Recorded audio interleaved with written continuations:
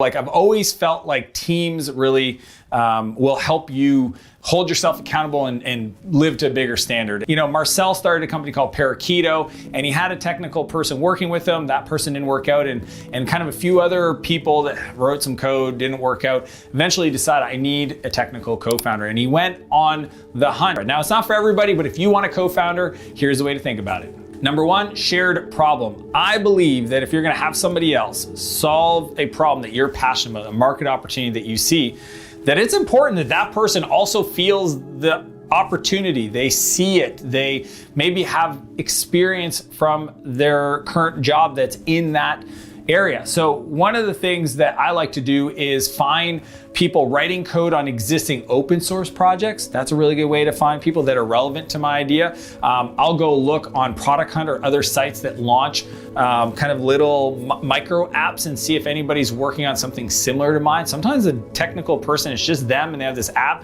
and they don't really want to drive it bigger, but they might join your team. Maybe you can grab their product and kind of fold it into it.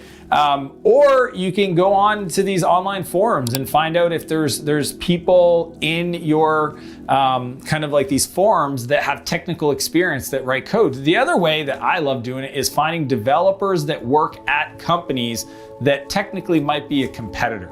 That's one of my favorite strategies. But if you think about it, if I'm building a timesheet software, if I go find an existing timesheet software company and I go find their developers and I reach out asking for advice, because that's my strategy, I know they have experience in the domain, the problem that I'm trying to solve, because they work at that company.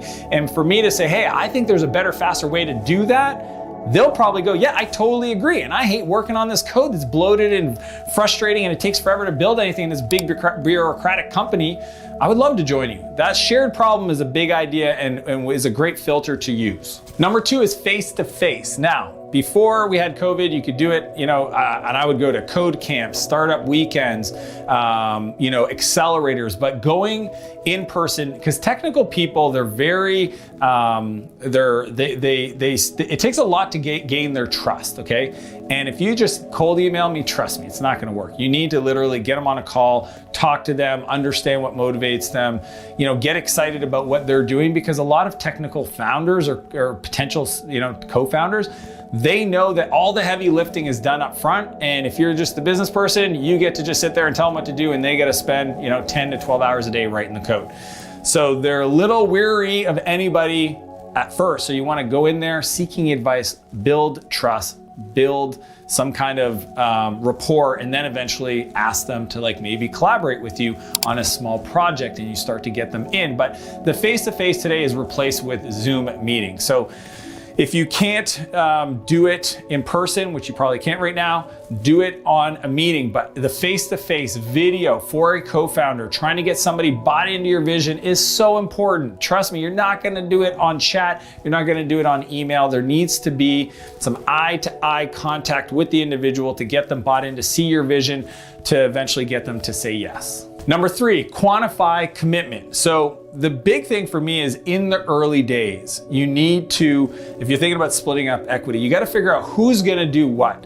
If you're working part-time and still staying at your primary job, or you have this service-based business and you want to build this other SaaS out of your agency, you need to quantify the amount of time. You also need to quantify the amount of money. Maybe you've put $25,000 aside and you're willing to take that money and invest it in this new software, and you're technical co-founder or business co-founder, regardless of which side they sit on, they're gonna be spending all their time but put no money into it. At the end of the day, you need to understand how to quantify their commitment so that everybody is on the same page. A lot of the issues come from, just a misalignment of expectations of how you're gonna show up, what are you responsible for, and money and time. Number four, make it long-term. One of the biggest mistakes that founding teams make, especially with people they're not sure if they're gonna work out with, is they start allocating equity up front without any performance, right?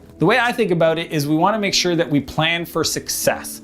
What does this, because most people will just plan not to lose. You wanna plan for success. If this works out and it's $100 million a year revenue business and you're the CEO and this person's gone, how's that gonna make you feel if you give half the business? So what most people do with people they bring on their team and they give equity to is they'll do vesting. So vesting means that, typically it's a 4-year vesting with a 1-year cliff, meaning for the first year, you might compensate them through money, pay their consulting fees, give them a salary. But if they don't stick around for the first year or whatever if you said, I'm gonna give you 10% of my business, that first quarter of it doesn't get allocated. After the first year, it hits the cliff and you allocate that. And then there's a monthly vest after that over a 4-year period. That is how it's done in Silicon Valley. That is how it's done with most companies, because truthfully, if somebody's not around for 4 years, like the thing you start with in the beginning is not what you end up building at the end. So think about long-term when you're bringing on co-founders and plan for that success.